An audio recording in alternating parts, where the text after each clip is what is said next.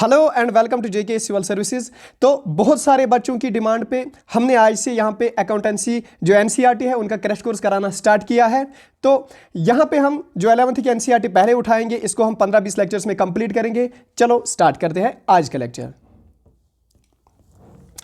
पहले आपकी एनसीईआरटी पे ये वाला पेज आएगा, जो पेज आपको पढ़ने की बिल्कुल भी ज़रूरत नहीं है, क्योंकि इस पेज में सिर्फ इतना लिखा है कि आपको यहाँ इस लेक्चर में क्या पढ़ना है, नेचर, नीड, स्कोप। तो ये वाला पेज आप इस पे टाइम ज़ाया ना करें, ठीक है। तो आते हैं सेकंड पेज पे। सेकंड पेज पे लिखा है मीनिंग ऑफ अकाउंटिंग।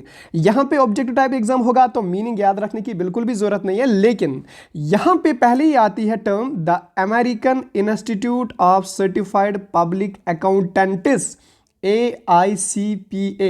इस बार भी जब पंचायत अकाउंट असिस्टेंट का एग्जाम हुआ तो वहां पे भी हमने देखा कि ऐसे टर्म्स आते हैं जिनका मतलब पूछा जाता है। सो AICPA, American institute of certified public accountants, इन्होंने अकाउंटिंग की डेफिनेशन दी। देखो बेटा, कंफ्यूज नहीं होना, टर्म्स अलग अलग है, अकाउंटिंग एंड अकाउंटेंसी। फिलहाल हम अकाउंटिंग की बात करेंगे, क्योंकि जो अकाउंटिंग होता है ना, ये बना होता है अकाउंटेंसी एंड बुक कीपिंग से, ठीक है। सो यहां पे इसी की डेफिनेशन दी गई है, अकाउंटिंग की डेफिनेशन दी गई है। किसने दी है? American institute of certified public accountants, AICPA। इन्होंने क्या बताया है? उन्होंने बताया है कि ये जो अकाउंटिंग है is a art of recording, classifying, summarizing in a significant manner in terms of money, transactions and events which are in part at least of financial character and interpreting the result is thereof। तो बेटा यहाँ पे सिर्फ इतना बताया गया है कि अकाउंटिंग में हम पहले रिकॉर्ड करते हैं, इसके बाद क्लासिफाई करते हैं, इसके बाद इस क्लासिफिकेशन को हम समराइज करते हैं, इस डेटा को हम समराइज करते हैं, ठीक है। लेकिन इन टर्म्स ऑफ मनी, यानी आपको यहां पे सिर्फ वही इवेंट्स लेने हैं जो मॉनेटरी इवेंट्स है। फॉर एग्जांपल यहां पे आपको ये लिखना है कि मैंने सैलरी कितनी दी अपने स्टाफ को। फॉर एग्जांपल ये 5 लाख सैलरी हुई, तो ये 5 लाख ये तो मनी हुआ ना, ये तो मॉनेटरी वैल्यू हुआ ना। यहां पे आपको वो वाले टर्म्स यूज नहीं करने हैं। फॉर एग्जांपल आपका स्टाफ कितना अच्छा है, आपका स्टाफ कितना कैपेबल है, आपने कब अपने जो चीफ एग्जीक्यूटिव ऑफिसर होता है कंपनी का, उसको कब अपॉइंट किया या उसको कब हायर किया, ये वाली टर्म्स यहां पे मेंशन नहीं करनी होती है आपके अकाउंटिंग में। बस वही जो जिसका मॉनेटरी वैल्यू होगा, जो इन टर्म्स ऑफ मनी होगा, यानी मैंने अपनी स्टाफ को 5 लाख सैलरी दी, ठीक है, तो यहां पे टर्म आती है monetary. Transaction and events, transaction and events का मतलब होता है कि फॉर एग्जांपल जब आपकी सेल होती है, जब आप फॉर एग्जांपल अगर आप एक कंपनी है, ट्रेडिंग कंपनी है आप, तो आप गुड्स की सेल करते हैं, आप गुड्स बेचते हैं। जब आपने गुड्स की सेल की तो ये हुआ आपको जो पैसे मिले या आपने जो सेल की, this is all together the transaction. और इसके बाद इवेंट्स, क्या क्या इवेंट्स हुए, कब क्या हुआ, ये सब कुछ हम रिकॉर्ड करते हैं, शाबाश, इसी में अकाउंटिंग में। लेकिन अब बच्चे कंफ्यूज होंगे, सर वाई इवेंट्स, क्योंकि इवेंट क्या होता है? इवेंट होता है फॉर एग्जांपल अगर मेरा यहां पे डेप्रिसिएशन होता है, अगर मैंने कोई मशीन लगाई थी, उसका कोई पार्ट टूट गया, ठीक है, मैंने नया पार्ट लगाया यहां पे, तो ये मैंने एक इवेंट बना यहां पे जो रिकॉर्ड हो रहा है, ठीक है। तो हम क्या करते हैं? सिर्फ रिकॉर्ड करते हैं, क्लासिफाई करते हैं और फिर समराइज करते हैं in terms of money, transaction and events, ठीक है। ओके, तो ये किसने डेफिनेशन दी थी? AICPA। तो याद रखना है American institute of certified public accountants. इसी के साथ साथ आपकी एनसीईआरटी में एक और डेफिनेशन आ रही है, जो डेफिनेशन किसने दी है? अमेरिकन अकाउंटिंग एसोसिएशन, यानी AAA। हो भी सकता है पूछा जाएगा कल आपके एग्जाम में, AAA का मीनिंग क्या है? American accounting association. इस बार भी क्वेश्चन ऐसे ही आए थे, जो एब्रीवेशन दी गई थी, बाद में पूछा गया था कि उनका मीनिंग क्या है। तो उन्होंने, यानी अमेरिकन अकाउंटिंग एसोसिएशन ने जहां पे डिफाइन किया है अकाउंटिंग को as a process of identifying, measuring, communicating economic information to permit informed judgment and decisions by the users of information। देखो बच्चा, डेफिनेशन बिल्कुल याद रखने की जरूरत नहीं, लेकिन थोड़ा सा डिफाइन करेंगे इसको। आइडेंटिफाइंग, यानी आपने देखना है कि कौन सा इवेंट है। मेजरिंग, कितना, यानी मॉनेटरी वैल्यूज में मेजर करना है, कितने पैसे लिए, कितने पैसे दिए। कम्युनिकेटिंग, और ये सारा डेटा जब आप कलेक्ट करते हैं ना अपनी फर्म के, फिर आप ये कम्युनिकेट करते हैं अपने यूजर्स को भी। यानी अपने यूजर कौन होते हैं, these are called internal users, और वो इंटरनल यूजर्स कौन होते हैं, आपकी कंपनी के मैनेजर्स, जिनको ये पता चलनी चाहिए कि हमारी कंपनी क्या नुकसान में चल रही है, घाटे में चल रही है या फायदे में चल रही है, ताकि वो कोई डिसीजन ले। सो कम्युनिकेशन, कम्युनिकेशन में एक्सटर्नल यूजर भी आते हैं। क्यों?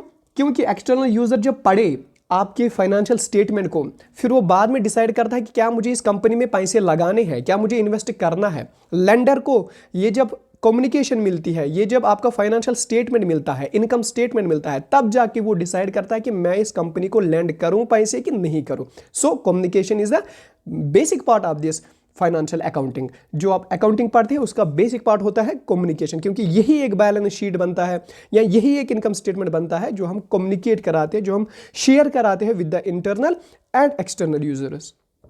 तो यहां पे भी इसी डेफिनेशन में इसने थोड़ा सा इलाबोरेट किया है कि the judgments and decisions by the users of information, दोनों डिसाइड फिर करते हैं, यानी आपके इंटरनल वाले भी और एक्सटर्नल वाले भी डिसाइड करते हैं कि हमने क्या करना है इस कंपनी के साथ। तो एक यहाँ पे फ्लो चार्ट बनाया है, यानी अकाउंटिंग प्रोसेस में यहाँ पे फ्लो चार्ट बनाया है। इन्होंने क्या बताया है कि जब हम ये कम्युनिकेट करते हैं इस शीट को, इनकम स्टेटमेंट को, या बैलेंस शीट मान के चलिए, ये जब बन जाता है तो इसको हम मार्केट में बेचते हैं, तो तब जाके डिसीजन लिया जाता है। दोनों इंटरनल वाले भी डिसीजन लेते हैं, एक्सटर्नल, इंटरनल वाले हुए अपनी कंपनी में, यानी जो मैनेजर्स है, जो वहाँ पे चीफ एग्जीक्यूटिव ऑफिसर्स है, ठीक है, वो डिसीजन। और एक्सटर्नल यूजर का मतलब होता है जो बाकी होते हैं, जो आपके लेंडर्स होते हैं, इन्वेस्टर्स होते हैं, ये तब जाके डिसीजन लेते हैं इसको पढ़ के, फिर ये कोई इवेंट यहाँ पे करते हैं, यानी इकोनॉमिक इवेंट कोई करते हैं, ठीक है। इसी को हम कहते हैं accounting process.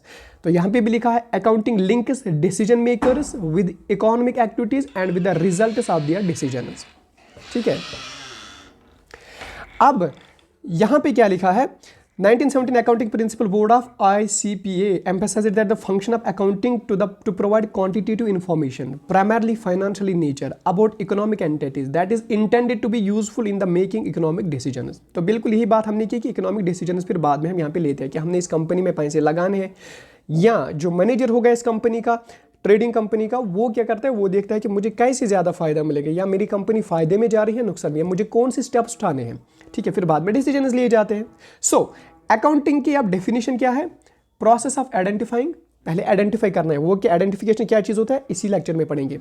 Measuring, recording, communicating the required information relating to the economic events of organization to the interested users of such information in order to appreciate the exact nature of accounting, ताकि हमें accounting का exact nature पता चले। सो इसमें हमने क्या क्या पढ़ने हैं, economic events, identification, measurement, recording, communication, organisation and interested users of information, ये हम इसी में पढ़ेंगे क्योंकि इसकी डेफिनेशन में आती है। फिलहाल हम थोड़ी सी हिस्ट्री पढ़ेंगे, ये वाला पोर्शन आप ना पढ़े तो ठीक रहेगा, यहाँ पे आप पढ़िए जो एग्जाम में शायद पूछा जाएगा वो ये। लुका पकोली एक शख्स का नाम होता है जो फ्रांसीसियन होता है, ठीक है। ए अपनी बुक लिखता है जिसका नाम होता है सुमा डी अर्थमेटिका जियोमेट्रिका प्रोपोर्शना एट प्रोपोर्शनैलिटी, ये उसकी बुक का एक लंबा चौड़ा नाम होता है, ठीक है। इसी बुक में यही बुक बन जाती है the first book on double entry book keeping. Exam में क्वेश्चन बन सकता है कि first book on double entry book keeping कौन थी, तो यही थी, यही बुक किसने लिखी थी, लुका पकोली ने, ठीक है, ओके। अच्छा, इसी बुक में ये मेंशन करते हैं कि एक डिफरेंट टर्म जो आप पॉपुलर टर्म्स है, दैट इज डेबिट या क्रेडिट। इनके मुताबिक जो डेबिट है, debit come from that Italian डेबिटो, यानी डेबिट जो टर्म है ये कहाँ से निकली है, इटालियन टर्म से डेबिटो से निकली है।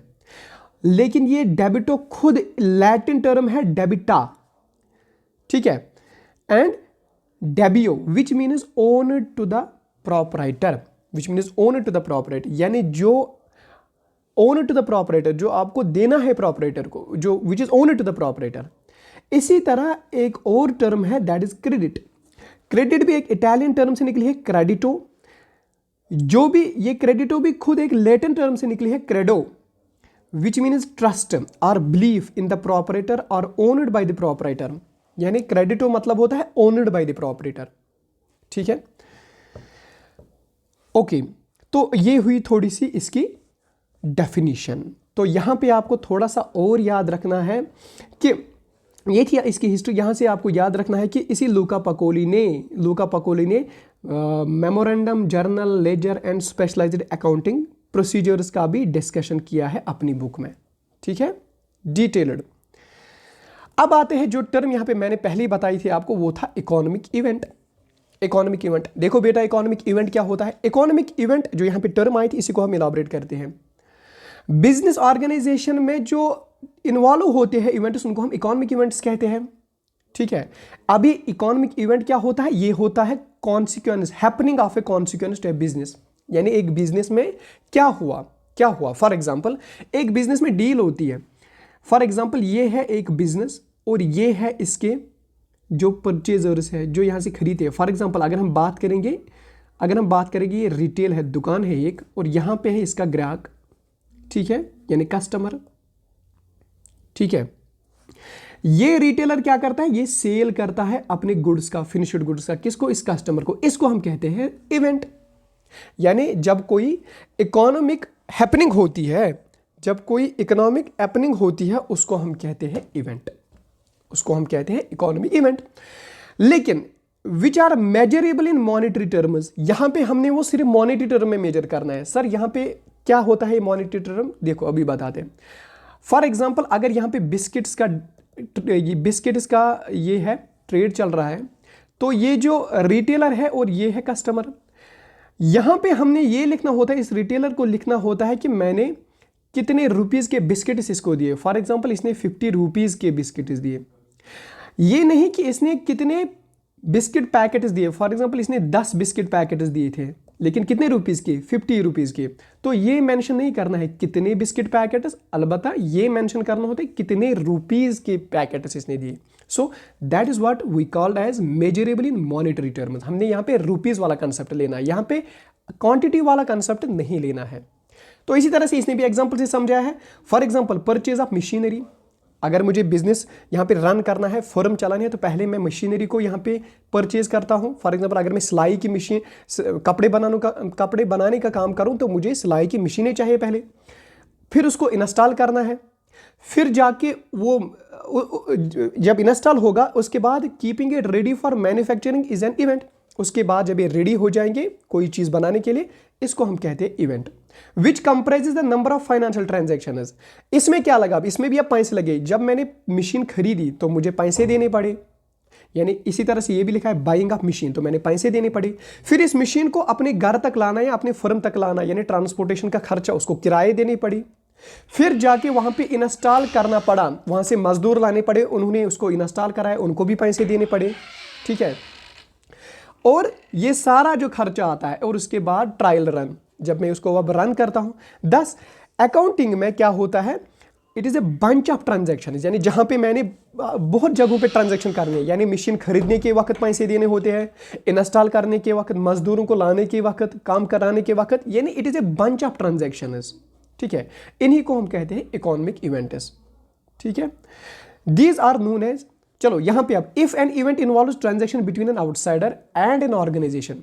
फॉर एग्जाम्पल अगर मेरी एक बहुत बड़ी फर्म है जहां पे मैं बिस्किट्स बनाता हूं, इस फर्म में मुझे चीफ एग्जीक्यूटिव ऑफिसर है, इसमें मैनेजर्स है, इसमें यहाँ पे एम्प्लॉयज है। अगर इनके दरमियान क्या हुआ, एक कोई ट्रांजैक्शन हो, उसको हम कहते हैं इंटरनल। लेकिन अगर इस फर्म और दूसरी किसी फर्म के दरमियान एक ट्रांजैक्शन होती है, उसको कहते हैं हम एक्सटर्नल। फॉर एग्जांपल ये होता है होलसेलर, मिसाल के तौर पर ये होलसेलर है, ये माल बेचता है इस रिटेलर वाले को, तो ये क्या हुआ, इस होलसेलर ने इस रिटेलर वाले को माल बेचा, तो उसको हम कहते हैं एक्सटर्नल, ठीक है। लेकिन अगर इसी होलसेलर में बहुत सारे एम्प्लॉयज है, यानी उनको सैलरी देनी पड़ेगी, उनको बोनस देना पड़ेगा, तो उसको हम कहते हैं इंटरनल। लेकिन अब होलसेलर वाला इस रिटेलर को कोई चीज़ बेचता है और ये रिटेलर इंटरन इसको पैसे देता है, तो उसको हम कहते हैं एक्सटर्नल इवेंट। यानी विद इन, अगर हम कहेंगे बिटवीन द फर्म्स, यानी ये एक फर्म माल बेचती है इस दूसरे फर्म को, उसको हम कहते हैं एक्सटर्नल। लेकिन अगर इस अपनी ही फर्म में अपने ही मैनेजर्स, ऑफिसर्स को तनख्वाह देना होगा या मशीन्स लाने हैं, तो उसको हम कहते हैं इंटरनल इवेंट्स, ठीक है ना बेटा। तो यहाँ पे हम पहले पढ़ते हैं एक्सटर्नल इवेंट्स। तो एक्सटर्नल इवेंट्स में क्या, एग्जाम्पल देखते हैं, sale of merchandise to the customer, ठीक है। तो ये एक फर्म है, फॉर एग्जांपल रिटेलर वाला है, ये देता है किसको, ये कस्टमर को देता है। So this is one firm, ये आप मान के चलिए सेकंड फर्म, तो इसका मतलब होता है external. Rendering service to the customer by ABC limited, for example ये सर्विस देता है, ये एक फर्म है, ये इस दूसरे बंदे को सर्विस देती है, चलो गुड नहीं अब सर्विस देगी, उसको भी कहते हैं हम external event. Purchase of materials from supplier, देखो ये है manufacturing company, for example manufacturing में यहां पे पेंट बनते हैं। जब इस कंपनी ने मैन्युफैक्चर किया, इसने दिया इसको फॉर एग्जांपल कोई सुपर स्टॉकिस्ट होता है, इसने ये सारे for example 500 pieces of paints, for example ये 1 लाख रुपीस में आते हैं, इन्होंने इसको ये बेचा, ठीक है। तो इसने ये परचेज किया ना इस मैन्युफैक्चरिंग कंपनी से, तो इस कंपनी ने जो ये पेंट बेचती है, इन्होंने पहले लाया ना किससे, जो ये बनाती है पेंट्स, तो उसको भी कहते हैं हम एक्सटर्नल इवेंट। क्यों? क्योंकि दो फर्म है, ये अलग फर्म, ये अलग फर्म। इसी तरह से payment of monthly rent to the landlord, landlord भी यहाँ पे अलग फर्म है, क्योंकि ये है मेरी फर्म और ये है मेरा लैंडलॉर्ड, तो मैंने इसको रेंट देना होता है, क्योंकि लैंडलॉर्ड तो अलग फर्म है, उसका अपना बिजनेस है, और मैं जो अपनी फर्म चलाता हूँ वो मेरा अलग बिजनेस है। तो दो फर्म्स के दरमियान जो ट्रांजैक्शन होती है उनको कहते हैं हम एक्सटर्नल ट्रांजैक्शंस, ठीक है।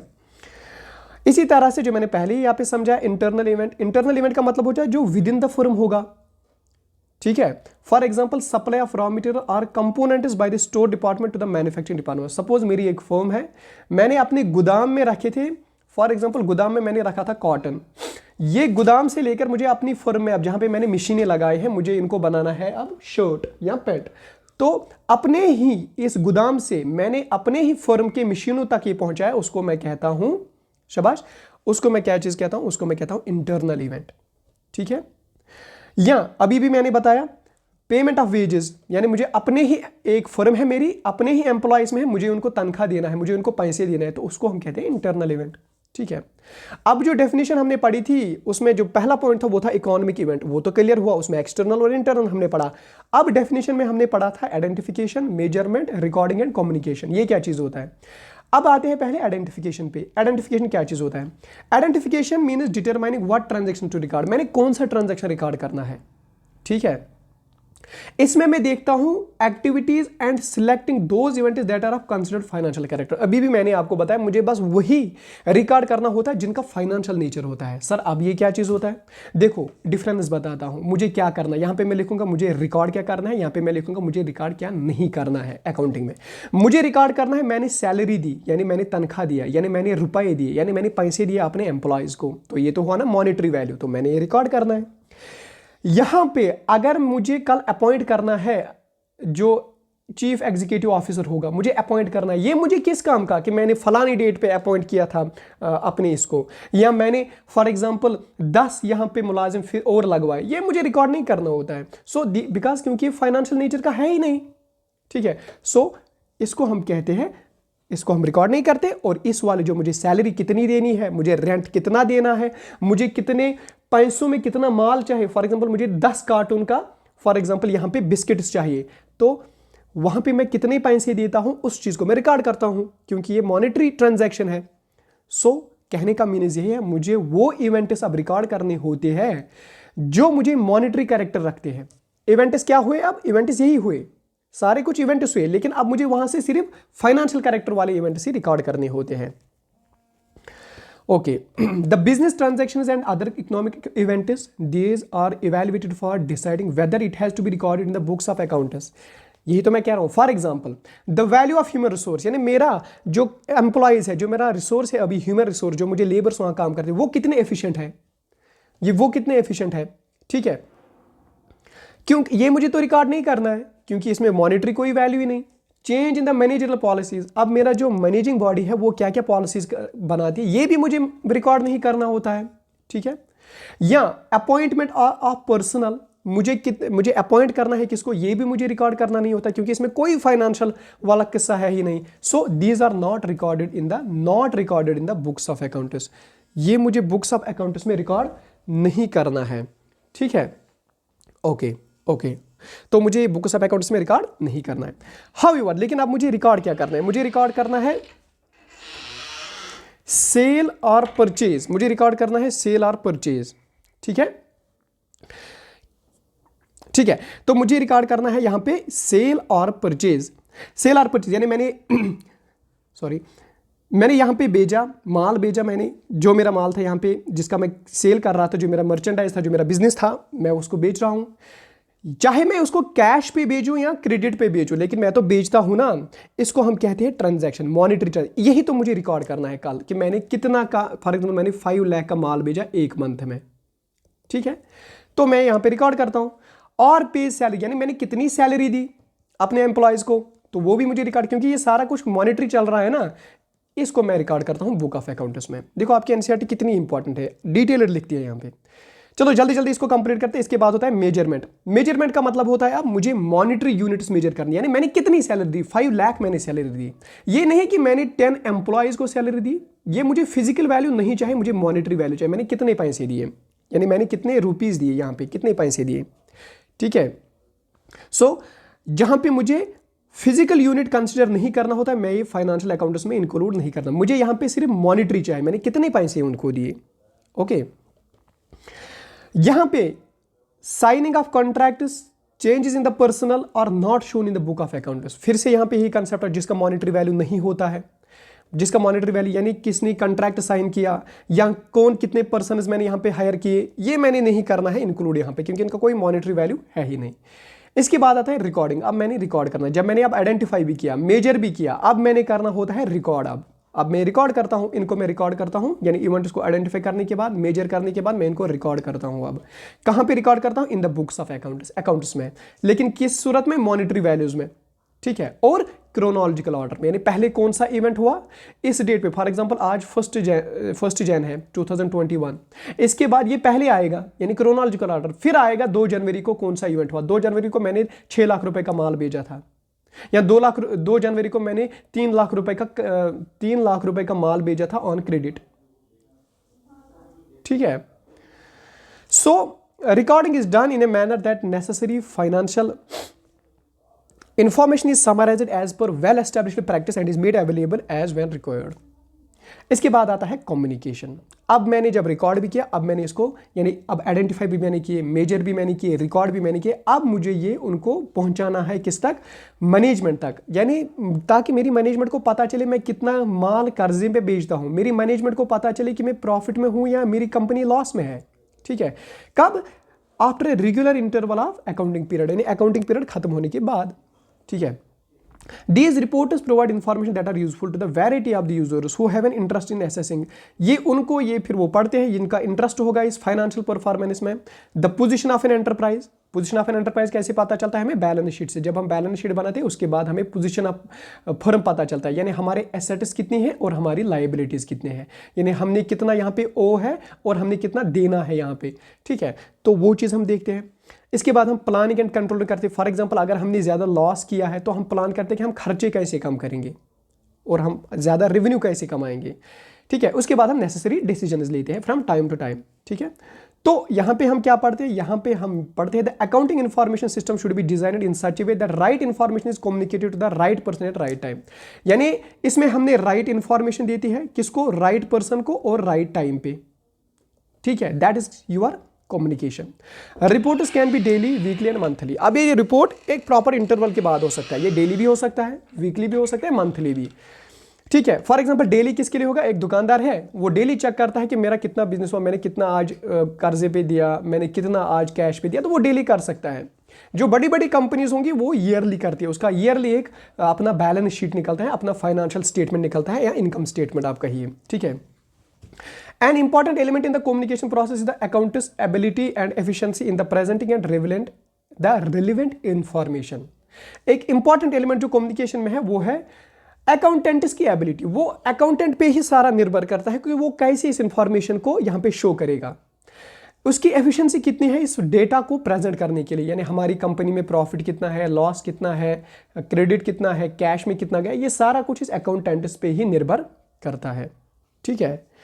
तो आज के लेक्चर हम यहीं पे समाप्त करते हैं। कल हम थोड़ा और स्पीड अपनी इंक्रीज करेंगे ताकि आपका जो पोर्शन है ये जल्दी से जल्दी खत्म हो जाए, ठीक है। आज हम यहीं पे छोड़ते हैं, तो कल मुझे याद दिलाएगा, कल हमने पढ़ना है कहाँ से, यहाँ आपके ऑर्गेनाइजेशन से हमने स्टार्ट करना है। Okay students, bye.